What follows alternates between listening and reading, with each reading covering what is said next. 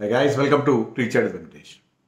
Australia women cricketer Lisa Sthalekar story మీరు ఈ పాటకి వాట్సాప్లో చదివే ఉంటారు. చాలా డ్రమటైజ్ చేసి ఆమె స్టోరీని వాట్సాప్లో చక్కర్లు కొట్టిస్తున్నారు. వాట్సాప్లోనే కాదు, రకరకాల సోషల్ మీడియా ప్లాట్ఫామ్స్లో మనకు కనిపిస్తుంది.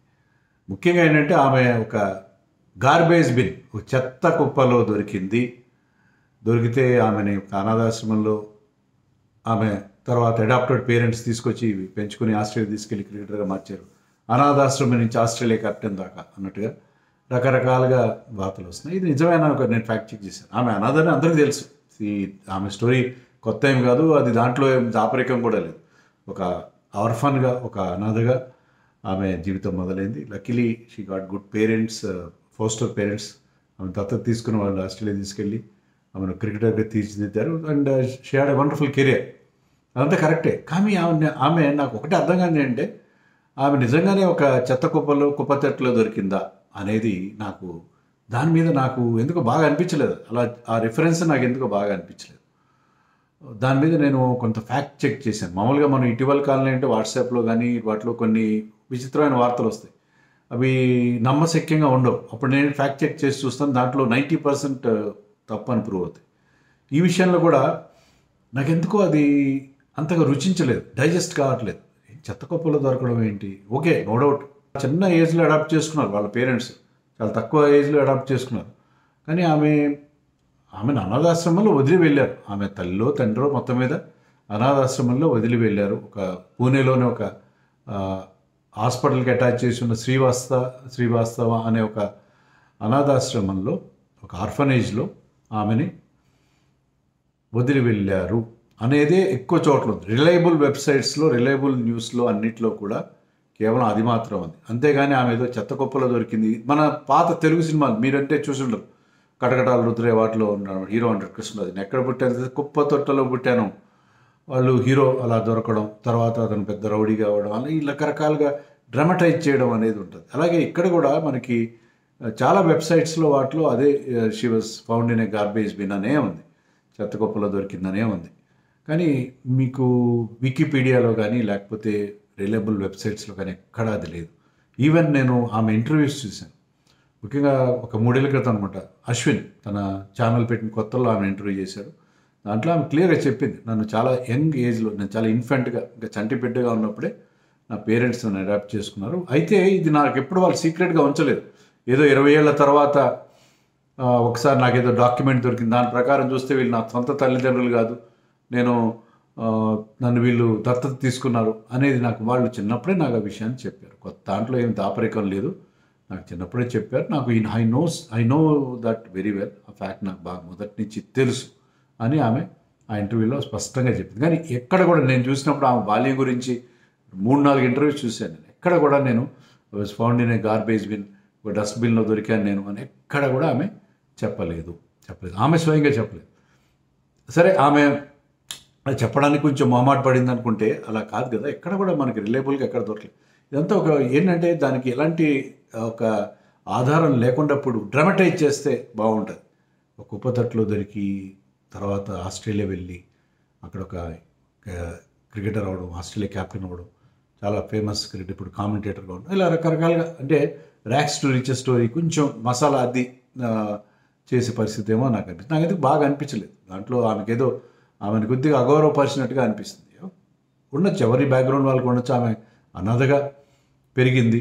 చాలామంది ఆర్ఫన్స్ ఉంటారు, వాళ్ళకి వాళ్ళ బ్యాక్గ్రౌండ్ ఏంటో మనం దాన్ని ఈ రకంగా చిత్రించడం ఎందుకో నాకు నచ్చలేదు. అసలు నచ్చలేదు. సో నాకు ఎక్కడ కూడా అది రిలయబుల్ అనిపించట్లేదు. అందుకే నేను అది మీతో షేర్ చేద్దామని ఈ చిన్న వీడియో చేయదొచ్చాను. అంతే తప్ప so I have great respect for it because she's been very great. యాక్చువల్గా వాళ్ళ పేరెంట్స్ ఆమె పేరు అనాథాశ్రమం ఉన్నప్పుడు ఆమె పేరు లైలా అని పెట్టుకున్నారు. వాళ్ళ పేరెంట్స్ ఎవరైతే ఉన్నారో హరేన్ స్థలేకర్, అతను గుజరాతీ వాడు, బట్ ఏంటంటే అతను యుఎస్లో సెటిల్ అయ్యాడు, మిచిగన్లో సెటిల్ అయ్యాడు. అతని భార్య Sue Sthalekar, she a white women, Indian కాదు, ఇతను ఇండియన్, గుజరాత్ గుజరాత్కి చెందినవాడు. వాళ్ళిద్దరూ వాళ్ళకి ఆల్రెడీ ఒక పాప ఉంది, బట్ ఒక బాయ్ని అడాప్ట్ చేసుకుందాం అని చెప్పి వాళ్ళు ఇండియా వచ్చారు. బాయ్ని అడాప్ట్ చేసుకుని ఇండియా వచ్చి వాళ్ళు పూణేలో అనాథాశ్రమానికి వెళ్ళినప్పుడు వాళ్ళకి బాయ్ కంటే కూడా ఈ గర్ల్ దొరికింది. ఎందుకో అతని భార్యకి సలేకర్కి ఆమె నచ్చేసరికి ఆమెని వాళ్ళు దత్తత తీసుకున్నారు, లీగల్గా అడాప్ట్ చేసుకుని అమెరికా తీసుకెళ్ళి అమెరికాలో 2-3 ఏళ్ళ తర్వాత దే మూవ్ టు ఆస్ట్రేలియాలో క్రికెట్ ఆడతారు కాబట్టి, అలాగే ఇండియాలో ఇప్పుడు అతని పేరెంట్స్ కూడా, వాళ్ళ తండ్రి కూడా being an Indian by birth, అతను ఏంటంటే ఎన్ఆర్ఏ కాబట్టి అతను కూతురికి క్రికెట్ నేర్పించారు. ఆమె అంచెలంచెలుగా క్రికెటర్గా ఎదిగింది. బ్రహ్మాండంగా ఆస్ట్రేలియా తరఫున 8-10 టెస్ట్ మ్యాచ్లు ఆడింది, ఒక టెస్ట్ సెంచరీ చేసింది, ఒక వన్డే సెంచరీ చేసింది. ఆ వన్డేలో అయితే 125 వన్డేస్ ఆడింది, 57 T20s ఆడింది. She was captain of Australia and also she was the first women, ఎందుకంటే ఆమె basically batswoman batter. Started as an off spinner, but batter ఆమె.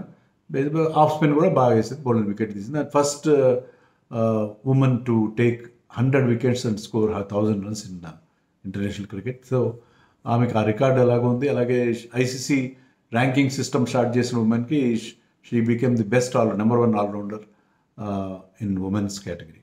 సో చాలా so many feathers on her cap. So 4 సార్లు world cup T20 and one day world cup మెంబర్గా ఉంది Australia టీంలో, and part of the winning teams, world cup winning teams. So చాలా fulfilling career ఆమె నుంచి మనం చూసాం. చాలా అద్భుతమైన కెరియర్ అనేది. ఇప్పుడు కామెంటేటర్ కూడా she's doing very well. So ఆమె చాలా స్ట్రాంగ్ లేడీ.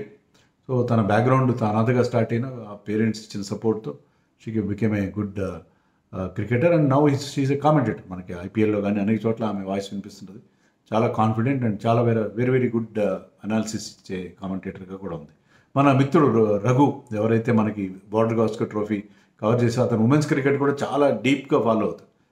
చాలా డీప్గా ఫాలో అవుతాడు. అతను I think during his 5 test match series he frequently met her. So అతను ఉమెన్స్ క్రికెట్ని ఎంకరేజ్ గురించి బాగా మాట్లాడడంతో she also liked him because Lisa Sthalekar supports women's cricket lot. Women's క్రికెట్ని ఆమె చాలా గట్టిగా సపోర్ట్ చేసే ఒక గ్రేట్ పర్సనాలిటీ. సో అతను ఎప్పుడైతే రఘు ఉమెన్స్ క్రికెట్ విషయంలో అంత ఇంట్రెస్ట్ చూపిస్తున్నాడు, ఉమెన్స్ క్రికెట్ సపోర్ట్ చేస్తున్నాడు, ఎప్పుడైనా నేను కలిసినప్పుడు రీసెంట్లీ అటెండెడ్ ఫర్ మన 5 టెస్ట్ మ్యాచ్లు బార్డర్ గవాస్కర్ ట్రోఫీ చూడడం కాకుండా యాషెస్ టెస్ట్ జరిగింది బిట్వీన్ ఇంగ్లాండ్ అండ్ ఆస్ట్రేలియా. దానికి కూడా అతను ఉమెన్స్ టెస్ట్ కూడా అటెండ్ అయ్యాడు. అప్పుడు కూడా సలేకర్ తనే స్వయంగా వచ్చి నన్ను పలకరించేది అని చెప్పాడు. సో ఉమెన్స్ క్రికెట్ మీద అతను చూపిస్తున్న ఆదరణ, అతను చూపిస్తున్న ఆసక్తికి అతనంటే స్పెషల్గా ఇలా డౌన్ టు ఎర్త్గా అతను వచ్చి తనే స్వయంగా పలకరించడం అలా చేస్తుందంటే so how good she's, how grounded she's అనేదానికి అది ఉదాహరణగా మనం చెప్పుకోవాలి.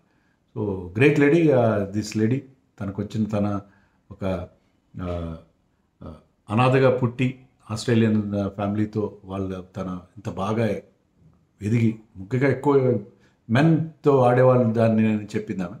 అలాగే క్యాప్ పెట్టుకుని ఆమె బౌలింగ్ చేసి, అశ్విన్ అడిగాడు క్యాప్ పెట్టుకుని బౌలింగ్ వేసేదాన్ని, నాకు అది గుర్తుందని చెప్తే అప్పుడు గ్రెగ్ మాథ్యూస్ అని ఒక ఆస్ట్రేలియన్ ఆఫ్ స్పిన్నర్ ఉన్నాడు. సో అతన్ని ఆదర్శంగా పెట్టుకుని నేను అలా చేశాను. అదిగాక నేను మెన్తో బాయ్స్తో ఆడేదాన్ని కాబట్టి నాకు బాగా జుట్టు ఉండేది. సో ఆ జుట్టు నాకు అడ్డు రాకుండా క్యాప్ పెట్టుకుని బౌలింగ్ వేసేదాన్ని అని చెప్పి ఆమె చెప్పడం జరిగింది. సో లీసా సలేకర్ విషయంలో ఆమె ఎందుకో చెత్త కుప్పలో పుట్టింది అనేది లేనిపోయిన ఆ స్టోరీకి ఎలాంటి బేస్లెస్గా ఉన్నది. ఆ baseless story. She only knows the truth.